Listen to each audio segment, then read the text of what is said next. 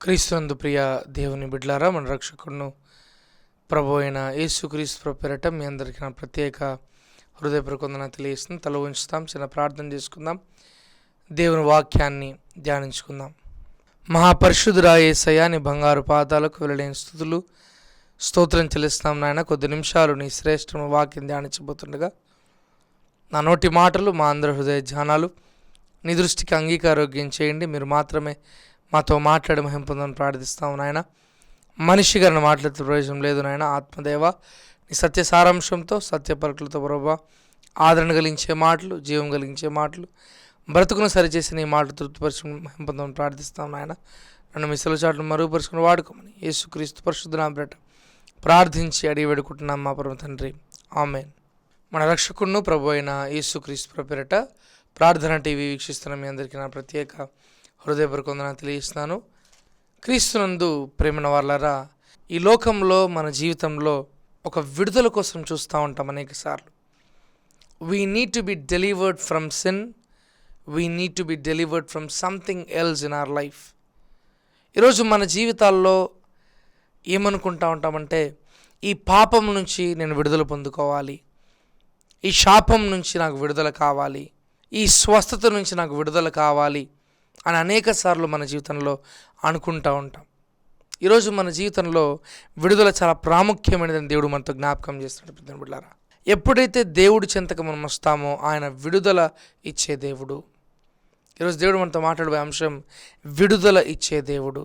చూద్దాం, మార్కు సువార్త 5వ అధ్యాయము, మార్కు సువార్త 5వ అధ్యాయము 1వ వచనం నుంచి 12వ వచనం చదువుకుందాం. వారు ఆ సముద్రమునకు అద్రనున్న గెరాసెనుల దేశమునకు వచ్చిరి. ఆయన దోణి దిగగానే అపవిత్రాత్మ పట్టినవాడొకడు సమాధుల నుండి వచ్చి ఆయనకు ఎదురుపడెను. వాడు సమాధులలో వాసము చేసేటివాడు, సంకెళ్లతోనైనను ఎవడునూ వాని బంధింపలేకపోయాను.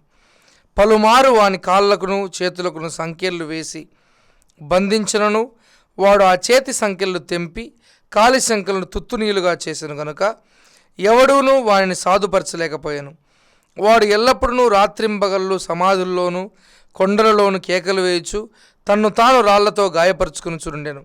వాడు దూరం నుండి యేసును చూచి పరిగెత్తుకుని వచ్చి ఆయనకు నమస్కారం చేసి, యేసు, సర్వోన్నతుడైన దేవుని కుమారుడా, నాతో నీకేమి, నన్ను బాధపరచుకోమని దేవుని పేరట నీకు ఆనబెట్టుచున్నానని బిగ్గరుగా కేకలు వేశాను. ఎందుకనగా ఆయన అపవిత్రాత్మ ఈ మనుషుని విడిచిపోమ్మని వానితో చెప్పాను. మరియు ఆయన నీ పేరేమని అడగగా వాడు నా పేరు సేన ఏలయనగా మేము అనేకులమని చెప్పి తమ్మును ఆ దేశం నుండి తోలివేయొద్దని ఆయన మిగులు బతిమాలుకొనెను. అక్కడ కొండ దగ్గర పందుల మంద మేయుచుండెను గనుక ఆ పందులలో ప్రవేశించినట్లు మమ్మను వాటి ఎద్దుకు పంపమని దయ్యములు ఆయనను బతిమాలుకొనెను. క్రీస్తునందు ప్రేమణ వారలారా, ఈ వాక్య భాగం ధ్యానిస్తున్నప్పుడు ఈరోజు దేవుడు మన జీవితంలో విడుదల ఇవ్వాలని ఆశపడతా ఉన్నాడు. అయితే వాట్ ఈజ్ హిండరింగ్? ఈరోజు మన జీవితంలో ఏది మన కొదువుగా ఉంది, ఏది మనల్ని ఆపేస్తూ ఉంది ఆ విడుదల పొందుకోకుండా? అది ఒకవేళ పాపమా, శరీర క్రియ, లేదంటే డాంబికమా? వాక్యం సెలవిస్తూ ఉంది. యోహాను రాసిన మొదటి పత్రిక 2వ అధ్యాయం 16వ వచనం, లోకములో ఉన్నదంతే అనగా శరీరాశయు, నేత్రాశయు, జీవపడము తండ్రి వలన పుట్టినవి కావు, అవి లోక సంబంధమైనవే. లోక సంబంధమైన తలంపులతో, లోక సంబంధమైన ఆలోచనలతో మన జీవితంలో ఉన్నప్పుడు కొన్ని బందీలైపోతూ ఉంటాం. బందీ అయిపోయిన వారికి ఆయన విడుదల ఇచ్చే దేవుడు. ఈరోజు మనం ఏ పరిస్థితులు ఈ వాక్యం వింటా ఉన్నా దేవుడు మనతో మాట్లాడుతున్న మాట, బందీ అయిన నీ జీవితాన్ని నేను విడుదల ఇవ్వడానికి వచ్చాను. పాపములో ఉన్న మన జీవితాన్ని, అంధకారంలో ఉన్న మన జీవితాన్ని వెలుగుగా మార్చడానికి ఆయన వచ్చాడు అనే మాటను మనం చూస్తాం. పేతురు రాసిన మొదటి పత్రిక 2వ అధ్యాయం 10వ వచనం చదువుదాం. ఒకప్పుడు ప్రజగా ఉండక ఇప్పుడు దేవుని ప్రజలైతి, ఒకప్పుడు కనికరింపబడక ఇప్పుడు కనికరింపబడిన వారైతిరి. ఒకప్పుడు మన జీవితంలో దేవుని ప్రజలము అనే పరిస్థితి మనకు లేదు. ఒకప్పుడు మన జీవితంలో దేవుని కనికరం పొందుకున్నామన్న పరిస్థితి మనకు లేదు. అయితే క్రీస్తేసు రక్తము ద్వారా, క్రీస్తేసు చేసిన పని ద్వారా మనందరికీ ఆ పాప విమోచన మనకు దేవుడు ఇచ్చాడు అనే వాక్యం సెలవిస్తుంది. ప్రతి బిడ్డలారా, ఈ మార్కు సువార్త 5వ అధ్యాయం దగ్గరకు వచ్చేసరికి మనం చూస్తూ ఉన్నాం. మార్కు సువార్త అత్యంత ప్రాముఖ్యంగా కొన్ని సంఘటనలు ఆయన రాస్తూ ఉన్నాడు. తన ఉద్దేశం ఏంటి అంటే, మార్కు సువార్తలో we see many supernatural miracles happening with Jesus. యేసయ్యతో ఎన్నో అద్భుతమైన ఆశ్చర్యాలు జరుగుతూ ఉన్నట్లు మనం చూస్తూ ఉన్నాం. తన ముఖ్య ఉద్దేశం అని రాస్తూ ఉన్నప్పుడు, అకౌంట్ రాస్తూ ఉన్నప్పుడు ఆయన అనుకుంటున్న విషయం ఏంటంటే, ఇది ఎక్కువగా ఆ రోజు రోమా ప్రాంతంలో ఉన్న ప్రజలు వారు ఎక్కువగా సూచక క్రియలు నమ్మేవారు కనుక, అద్భుతాలు నమ్మేవారు కనుక, ఈ అద్భుతాలు చేస్తేనైనా దేవుడు నమ్ముతారేమో, యేసు ప్రభువును దేవుడిగా స్వీకరిస్తారేమో అని ఒక భావంతో, భావజాలంతో ఈ మార్కు సువార్త పరిశుద్ధుడైన మార్కు అనే వ్యక్తి రాస్తూ ఉన్నాడు. ప్రియమైన బిడ్డలారా, ఈ 5వ అధ్యాయం దగ్గరికి వచ్చేసరికి ఆయన రాస్తా ఉన్న మాట, nowhere in the gospels we see this particular account.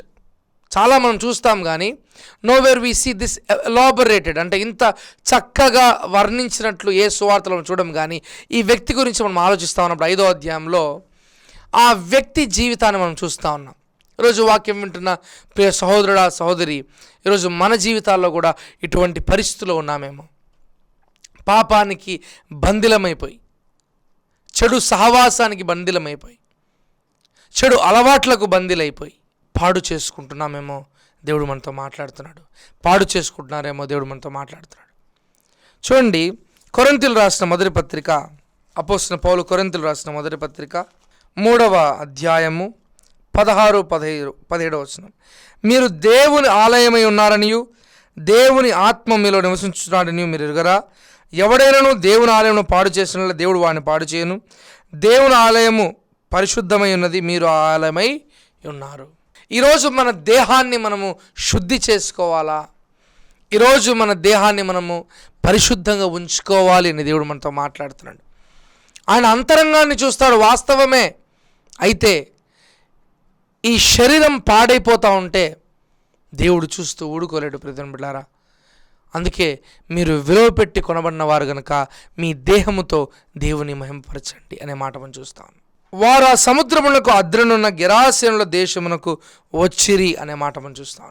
ఏదైనా మన జీవితంలో ఒక అద్భుతం ఎదుర్కొంటా ఉన్నప్పుడు, దేవుడు ఆజ్ఞ ఇచ్చి మన జీవితంలో జరిగిస్తూ ఉన్నప్పుడు, దానికి ముందు భయంకరమైన కష్టాలు మనం ఎదుర్కొంటూ ఉంటాం, భయంకరమైన శ్రమలు మనం ఎదుర్కొంటూ ఉంటాం.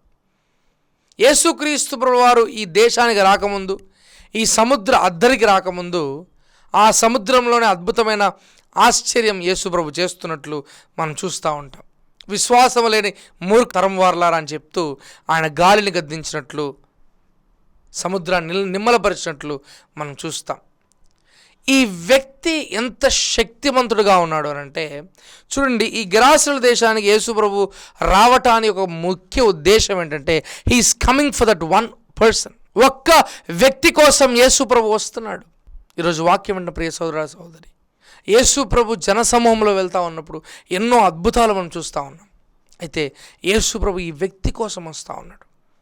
జనసమూహములు, జనసమూహంలో ఆయన వెంబడించను, ఆయన చేస్తున్న అద్భుతాలను బట్టి వెంబడించను అనే మాట మనం చూస్తూ ఉన్నాం. కానీ యేసు ప్రభు మాత్రం ఈ ఒక్క వ్యక్తి కోసం వస్తూ ఉన్నాడు. ఈ ఒక్క వ్యక్తి జీవితాన్ని నేను మార్చాలి. ఎంత కష్టమైనా పర్వాలేదు, ఎంత శ్రమ అయినా పర్లేదు, I have to change his life. ఎప్పుడు మన జీవితాలు మనం మార్చుకుంటామంటే, యేసు ప్రభు ఎప్పుడైతే మన జీవితాల్లో అడుగు పెడతాడో అప్పుడే మన జీవితాలు మారుతాయి. యేసు ప్రభు మన జీవితంలో అడుగు పెట్టకపోతే మన జీవితాలు మారవు. ప్రియమైన బిడ్డలారా, we need God to intervene in our lives. We need God to intervene in our lives. మన జీవితానికి ఆ సర్వభౌమ అధికారాన్ని మనం ఆయనకి ఇచ్చినప్పుడు, ఆయన మన జీవితాన్ని దీవిస్తాడు, హెచ్చిస్తాడు, ఆశీర్వదిస్తాడు, ఆయన కృపతో నింపుతాడు. ప్రియమైన బిడ్డలారా, కానీ మనము ఆయనకు మన జీవితం ఇవ్వకపోతే మన జీవితాలు ఎక్కడేసిన గొంగలి వలె అలాగే మన ఆధ్యాత్మిక జీవితాలు చచ్చిపోయే పరిస్థితిలో మనం ఉంటాం. చచ్చిపోయే పరిస్థితిలో ఉన్న ఆధ్యాత్మిక జీవితంలో కృంగిపోయినా కూడా వాక్యం సెలవిస్తూ ఉంది, ఇదిగో మృతుడనే తిని కానీ యుగయుగములకు సజీవుని సెలవిస్తున్న దేవుడు నిన్న నేడు ఏకరీతిగా ఉన్న దేవుడు మనతో మాట్లాడుతున్నాడు. ఈ మార్కు సువార్త దగ్గరకు వచ్చేసరికి, ఆయన దోణి దిగగానే అపవిత్రాత్మ పట్టిన వాడొకడు సమాధిలో నుండి వచ్చి ఆయనకు ఎదురుపడెను. వాడు సమాధులలో వాసము చేసేటివాడు, సంకెళ్లతోనైనను ఎవడును వాని బంధింపలేకపోయాను. ఈరోజు అనేక సార్లు ఈ పాపం నుంచి నాకు విడుదల కావాలి అనుకుంటా ఉన్నాం, కానీ ఈ పాపంలో నుంచి మనం విడుదల పొందలేకపోతా ఉన్నాం. ఎందుకంటే యేసు ప్రభు పాదాల దగ్గరికి మనం రాలేకపోతా ఉన్నాం. ప్రయాసపడి భారం వచ్చిన సమస్త జనులారా నా యొద్దకు రండి అని సెలవిస్తున్న దేవుడు ఈరోజు మనల్ని పిలుస్తూ ఉన్నాడు, రండి నా దగ్గరికి. ఈ వ్యక్తి ఎప్పుడైతే యేసు ప్రభు పాదాల దగ్గరికి వెళ్తున్నాడో, అంటే యేసు ప్రభును చూసిన వెంటనే 10,000లో అతి సుందరుడు అనే మాట తెలుసు కాబట్టి ఆ దయ్యాలు పోయి వణుకుతా ఉన్నాయి. చూడండి, యాకోబు రాసిన పత్రిక 2వ అధ్యాయము 19వ వచనం. దేవుడొక్కడే అని నీవు నమ్ముచున్నావు, అలాగూ నమ్ముట మంచిదే. దయ్యములను నమ్మి వణుకుచున్నవి. The spirit shiver of Jesus miracles. Yesu ప్రభు యొక్క అద్భుతాలు చూస్తూ ఉన్నప్పుడు దయ్యాలు కూడా నమ్మి వణుకుతా ఉన్నాయి. మీకేమి అంటా ఉన్నాడు దేవుడు. నేను దేవుని నమ్ముతానని చెప్పేవారు ఉన్నాం, కానీ దేవుని నేను వెంబడిస్తాను, యేసు ప్రభు కోసం నేను బ్రతుకుతాను, యేసు ప్రభుని వెంబడిస్తాను అనే ఒక ధైర్యమైన సంకల్పానికి ఈరోజు రాలేకపోతున్నాం. ప్రతి బిడ్డలారా, ఈ సంవత్సరంలో ఎంతో గొప్ప దైవజనులు మనం పోగొట్టుకున్నాం. యేసు ప్రభు రాకడ సమీపంగా ఉన్నాయన్న సూచనలు మనం చూస్తూ ఉన్నాం, అయినా మన జీవితంలో మార్పు లేదు. ఎందుకు అనంటే యేసు ప్రభుని తెలుసుకోలేకపోతా ఉన్నాం. We are not knowing Jesus in our lives. ఎంతోమందికి యేసు ప్రభుని పరిచయం చేయాలన్న ఆశ మన జీవితంలో ఉంది, కానీ ఆ యేసు ప్రభుని తెలుసుకోవాలన్న ఆశ మన జీవితంలో లేదు. తెలుసుకున్న యేసు ప్రభును మనం పరిచయం చేయాలనుకుంటున్నాం, కానీ మనం యేసు ప్రభుని తెలుసుకోవాలనే ఉద్దేశంలో ఈరోజు క్రైస్తవ జీవితం చాలా చిన్నాభిన్నమైపోతా ఉంది. బిడ్డలారా, ఈరోజు దేవుడు మనతో మాట్లాడుతున్నాడు. ఈ దేవుడు ఒక్కడే అని దయ్యాలు కూడా నమ్ముతా ఉన్నాయి. మీకేమి?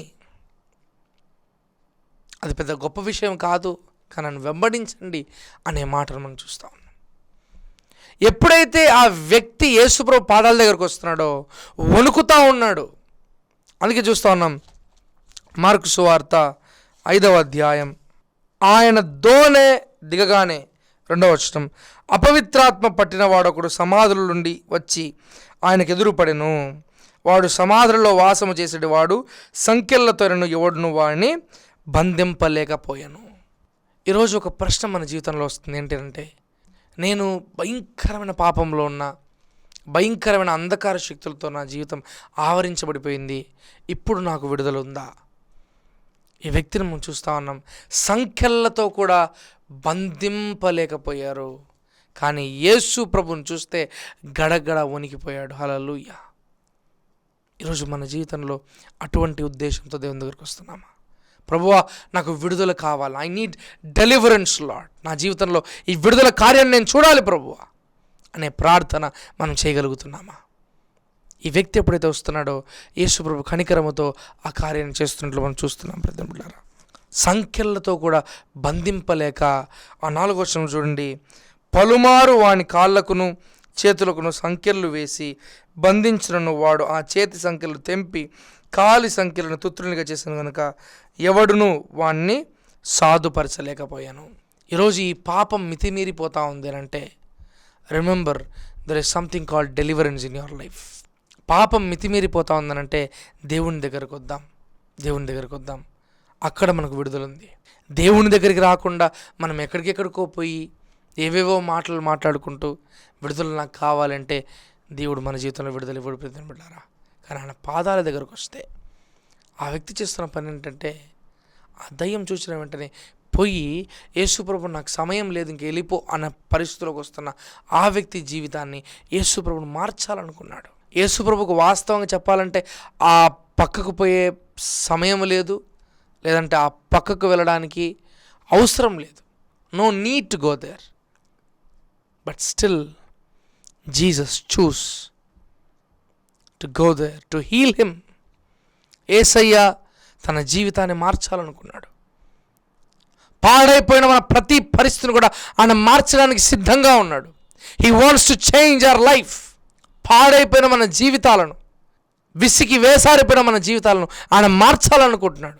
ఈరోజు అవకాశం మీద, ప్రభువా నువ్వు నా జీవితాన్ని మార్చు, నా జీవితంలో ఈ విడుదల కావాలి అని ప్రార్థన చేస్తూ ఉంటే దేవుడు ఈరోజు నీ జీవితంలో శుభవార్త ఇస్తున్నాడు. నీ జీవితాన్ని నేను విడుదల ఇవ్వడానికే వచ్చాను. అనేక సార్లు వీరు ఆ వ్యక్తిని చూస్తూ ఉన్నప్పుడు ఇంట్లో వేసి తాళం వేసి బంధించి సంకెళ్ళు వేస్తున్నారు, రకరకాలు చేస్తూ ఉన్నారు. కానీ ప్రతిరోజు రాత్రి అయిపోతానే వీళ్ళందరూ తెలియకుండా దబదబదబ సంఖ్యలు విప్పేసుకొని సమాధుల్లో పోయి నివసిస్తూ ఉన్నాడు. ఆ జీవితమే తన జీవితంలో నివసించిపోతా ఉన్నాడు. సమాధుల్లోకి పోయి ఇష్టానుసారమైన బ్రతుకుతూ ఉన్నాడు. ఎట్లంటే అట్లా తన జీవితాన్ని బ్రతుకుతూ ఉన్నాడు. అప్పుడు యేసయ్య ఆ వ్యక్తిని దర్శించాడు. నీ దుర్దశలో ఆయన్ని దర్శిస్తాడు, నీ కష్టంలో ఆయనని దర్శిస్తాడు. ఈ మాటను మనం చూస్తూ ఉన్నప్పుడు 5వ వచనంలో, వాడు ఎల్లప్పుడూ రాత్రింబగళ్ళు సమాధులను కొండల్లోనూ కేకలు వేయచ్చు తన్ను తాను రాళ్లతో గాయపరుచుకుని చూనుండెను. ఈరోజు మన జీవితంలో కూడా ఈ విడుదలకు అవకాశం లేకుండా ఇంకా ఇంకా ఇంకా ఆ పాపంతో గాయపరుచుకుంటా ఉన్నామేమో, పాపంతో, ఆ భయంకరమైన గిల్ట్తో, అపరాధ భావంతో మన జీవితంలో చచ్చిపోయిన పరిస్థితుల్లో మనం ఉన్నామేమో. భయంకరమైన పరిస్థితుల్లో ఈ వ్యక్తి ఉన్నాడు.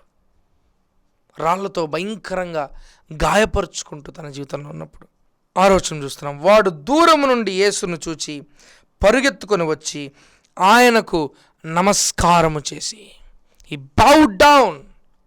ఎప్పుడైతే యేసయ్యను చూశాడో, చూడండి, యేసు సర్వోన్నతుడైన దేవుని కుమారుడా, నాతో నీకేమి, నన్ను బాధపరచుకోమని దేవుని పేరుని నానబెట్టుచున్నానని బిగ్గరగా కేకలు వేశాను.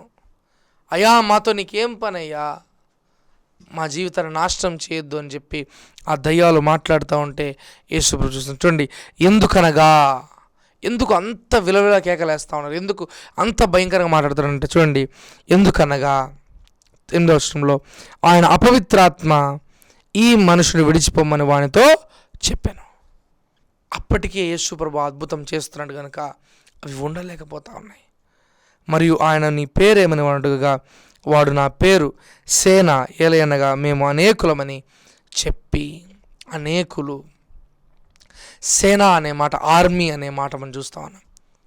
సేన అన్నప్పుడు ఒక ఆర్మీ, దాదాపు 6,000కు పైగా ఆ కాల్బలము కలిగిన భయంకరమైన ఒక ఆర్మీ. అంత భయంకరమైన దయ్యాలు వాళ్ళు నివసిస్తూ ఉన్నాయి. ఈరోజు మనము కూడా ఈ అపవిత్రాత్మ శక్తులకు మనము చోటిస్తున్నామేమో. దేవుడు మనతో మాట్లాడుతున్నాడు. ఆ వ్యక్తి చోటిస్తున్నాడు కనుక తన జీవితంలో భయంకరమైన పరిస్థితుల్లోకి వెళ్ళిపోయాడు. ఊడ్చి అమర్చి ఉంటూ చూచి ఆ దయ్యం వాళ్ళు నివసించింది. ఈరోజు మనం కూడా అటువంటి పరిస్థితుల్లో ఉంటే దేవుడు మనతో మాట్లాడుతున్నాడు. ఈ విడుదల మన జీవితంలో కావాలంటే ఆయన పాదాల దగ్గరకు వస్తాం. ప్రతి బిడ్డలారా, అనేకసార్లు మనం అనుకుంటా ఉంటాం, ఈ పరిస్థితులు ఎందుకు నేను వెళ్తా ఉన్నానంటే ఈ అపవిత్రాత్మలు భయంకరమైన దయ్యపు శక్తులతో వెలువలాడిపోతా ఉన్నాం. అందుకే దేవుడు మనతో మాట్లాడుతున్నాడు. అయితే అక్కడి నుంచి మనకు విడుదల కావాలి అంటే యేసు ప్రభు పాదాలు మనం పట్టుకోవాలి. What a beautiful thing to come to Jesus. Yesu ప్రభు దగ్గరికి రావడం అనేది ఎంత గొప్ప విషయం ప్రియమైన బిడ్డలారా. ఈ లోకంలో మన జీవితంలో ఏది మనకు సంతోషం ఇవ్వదు, కానీ యేసు ప్రభు దగ్గరికి రావడం మన జీవితంలో సంతోషం కలిగిస్తుంది. ఒంటరిగా ఎవ్వరూ లేని పరిస్థితిలో బాధతో దిగులుతో తన జీవితం అంతా కోల్పోయిన వ్యక్తి ఒక్కసారి యేసు ప్రభుని దర్శిస్తానే తన జీవితం మారిపోయింది. He could change his life because of Jesus' word, because of his deliverance. యేసు ప్రభు తన జీవితాన్ని మారుస్తున్నాడు. ప్రజల బిడ్డలారా, తమ్మును ఆ దేశంలో నుండి తోలివేద్దని ఆయనను మిగుల బతిమాలుకుని అక్కడ కొండ దగ్గర పందుల మంద మేచుండెను గనుక ఆ పందులలో ప్రవేశించినట్లు మమ్మను వాటి యొద్దకు పంపుమని ఆ దయ్యములు ఆయనను బతిమాలుకును. యేసు వాటికి సెలవేయగా ఆ పవిత్రాత్మలు వాడిని విడిచి పందులలో ప్రవేశింపగా ఇంచుమించు 2,000 సంఖ్య గల ఆ మంద ప్రపాతము నుండి సముద్రపు దారిని వడిగా పరుగెత్తుకొని పోయి సముద్రంలో పడి ఊపిరి తిరుగక చచ్చిన. పందులు మెప్చిన వారు పారిపోయి పట్టణంలోను గ్రామంలోను ఆ సంగతి తెలియజేశారు. జనులు జరిగినది చూడవెళ్ళి యేసునందుకు వచ్చి, నేను సేన అను దయ్యములు పట్టినవాడు బట్టలు ధరించుకొని స్వస్థ చిత్తుడై కూర్చుంటూ చూచి భయపడిరి. దేవుడు ఆ కార్యం చేసిన వెంటనే ఆ వ్యక్తిలో ఉన్న ఆ సాక్ష్యం నిలబడతా ఉంది. ప్రతి ఒక్కరు కూడా వచ్చి చూస్తూ ఉన్నారు. అక్కడ యేసుప్రభు ఎప్పుడైతే ఆ పందులకి వెళ్ళిపోమంటా ఉంటారంటే అక్కడ మనం చూస్తుంది supremacy of Jesus we see there. సార్వభౌమ శక్తిని మనం చూస్తున్నాం. ఆయన ఏమైనా చేయగలడు అనే మాటలు మనం చూస్తున్నాం. పందుల్లోకి ఆ ఆత్మలను పంపించినప్పుడు అవి ప్రపాతం నుంచి దూకి ఆ నదిలో పడిపోయి చనిపోతూ ఉన్నాయి. ఆ తర్వాత మనం చూస్తూ ఉన్నాం ఆ వ్యక్తి స్వస్థ చిత్తుడై చూచి వారు దేవర్ అస్టనిష్డ్, ఆశ్చర్యపడ్డారు. యేసు ప్రభు మన జీవితాన్ని మారుస్తే ప్రతి వ్యక్తి ఆశ్చర్యపోతాడు. యేసు ప్రభు మన జీవితాన్ని మారుస్తే మన జీవితంలో ఒక సాక్ష్యాన్ని మనం కలిగి ఉంటాం. మన జీవితంలో ఆయన కొరకు జీవించాలని ఒక తృష్ణ మన జీవితంలో కలిగి ఉంటాం. ప్రియమైన బిడ్డలారా, ఈ వాక్యం వింటూ మన జీవితంలో విసికి వేసారిన పరిస్థితిలో ఉంటే దేవుడు మనతో మాట్లాడుతున్నాడు. ఎవ్వరు నన్ను విడుదల ఇవ్వలేరు, నాకు నా జీవితంలో ఎవ్వరూ నన్ను విడిపించలేరు, అటువంటి పాపంతో నేను బందీనైపోయా, అటువంటి భయంకరమైన దురాత్మ సంబంధ శక్తులతో నేను పీడించబడతా ఉన్నా, నాకు విడుదల ఎవ్వరు ఇయ్యలేని పరిస్థితిలో ఉంటే యేసు ప్రభు నిన్న నేడు ఏకరీతిగా ఒకే రీతిగా ఉండే దేవుడు గనక మన జీవితంలో ఆయన మార్చడానికి సిద్ధంగా ఉన్నాడు. మన ప్రతి పరిస్థితిని మార్చడానికి సిద్ధంగా ఉన్నాడు. ఆ జీవితం ఆ వ్యక్తి యొక్క జీవితం ఎప్పటికీ మారదు. కానీ ఎప్పుడైతే తన జీవితాన్ని యేసుప్రభు పాదాల దగ్గర తెచ్చుకున్నాడో అప్పుడు తన జీవితాన్ని మార్చడం ప్రారంభించుకున్నాడు. ఎప్పుడైతే మన జీవితాలను ఆయన పాదాల దగ్గర తీసుకొని వస్తామో అప్పుడే మన జీవితాలు మారుతాయి. ప్రియమైన బిడ్డలారా, until and unless you come to Jesus, you will never change your life. యేసయ్య దగ్గరికి వస్తే మాత్రమే నీ జీవితాన్ని మార్చుకుంటావు. ఇక లోకంలో ఎక్కడికి పోయినా నీ జీవితాన్ని మార్చుకోలేవు. ఆయన పాదాల దగ్గరికి వద్దాం, మన జీవితాలను మార్చుకుందాం. ప్రియమైన బిడ్డలారా, అందుకే ఈ మాట మనం చూస్తున్నాం. చూడండి, ఆ స్వస్థ చిత్తుడై కూర్చుంటూ చూచి భయపడేది. వారందరూ కూడా తమ ప్రాంతాలు విడిచిపెట్టమని పోమంటున్నారంట. అక్కడ కింద మనం చూస్తే చాలా అద్భుతంగా ఉంటుంది. 17వ వచనంలో తమ ప్రాంతంలో విడిచిపోమ్మని వారు ఆయనకు బతిమాలుకొనిరి. 18వ వచనంలో ఆయన దోణి ఎక్కినప్పుడు దయ్యములు పట్టినవాడు ఆయన యొద్ద తన్నుండనిమ్మని ఆయన బతిమాలుకుని, కానీ ఆయన వానికి సెలవీయక నీవు నీ ఇంటి వారి వద్దకు వెళ్ళి ప్రభువు నీ యందు కనికరపడి నీకు చేసిన కార్యములంటి వారికి తెలియచెప్పమనెను. హల్లెలూయా.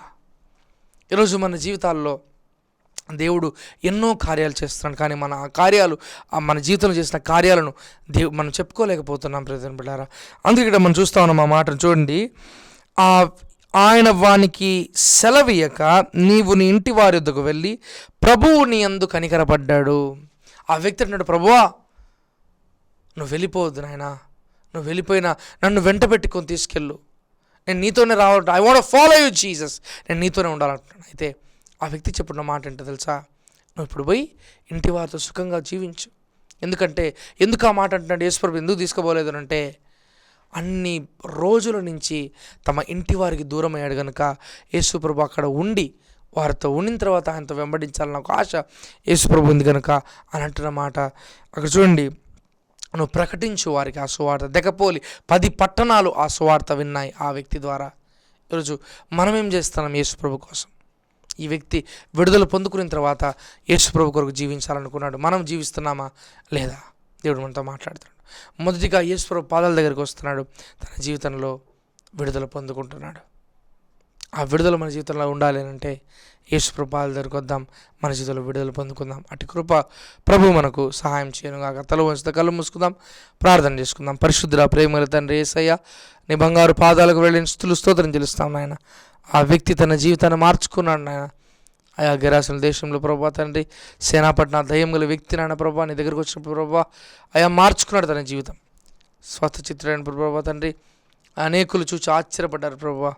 అలాగే నాయన యేసయ్య, ఆ వ్యక్తి తన జీవితంలో వెంబడించాలనుకున్నాడు, కానీ నీవు ప్రభా తండ్రి నువ్వు చేసిన కార్యం కనికరపడి చేసావని ప్రభా అనేకులకు చాటి చెప్పమని చెప్పావు ప్రభా. అటువంటి కృపను నడిపించి ఎవరైతే నైనా ప్రభా పాపపు బంధకాల్లో ఉన్నారో, ఎవరైతే ప్రభా స్వస్థత కోసం మీరు చూస్తున్నారో, ఎవరైతే ప్రభా దయ్యపు శక్తులతో పీడించబడుతున్నారో వారిని మీరే విడుదల చేసి నడిపించి మీ కార్యం జరిగించమని, విన్న వాక్యం విడుదల కాకున్నట్టు ప్రతి ఒక్క హృదయాల్లో పదిలపరిచి స్థిరపరిచి బలపరచమని నీకే సమస్త ఘనత మహిమలు ఆరోపించుకుంటూ యేసుక్రీస్తు పరిశుద్ధ నామమున ప్రార్థించి అడిగి వేడుకుంటున్నాం మా పరమ తండ్రి. ఆమెన్. ఆమెన్.